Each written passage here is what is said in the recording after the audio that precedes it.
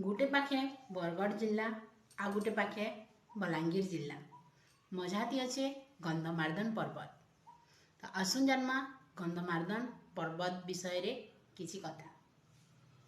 पुराण कहसी गंधमार्दन पर्वतर इतिहासटा त्रेता जुग संगे जोड़ी जेते बेले लक्ष्मण के शक्तिभेद होता रावण पो इंद्रजित सर सेते बेले विशल्यकरणी बा संजीवनी बूटी आनबार लगी हनुमान को पठाइला हिमालय पर्वतर उत्तर दिख के आ से हिमालय पर्वत के जाइकरी संजीवनी बूटी के चिन्ह ना पारे आ पूरा पर्वत के उठे आनी आ जिते बेले से पर्वत नहीं करी जाऊले तार खड़े इठाने पड़ीला बोली कह जासी जेनटा कि आमे हाचनी गंधमार्दन पर्वत बोली जानूँ।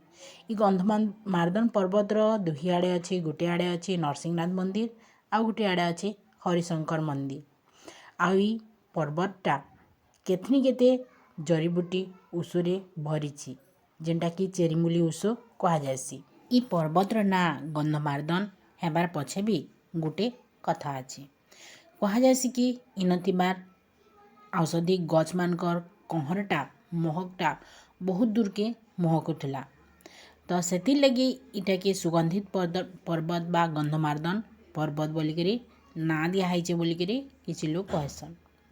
आपण मानक केंदा लागला वीडियोटा कमेंट माध्यम रे जणाबी।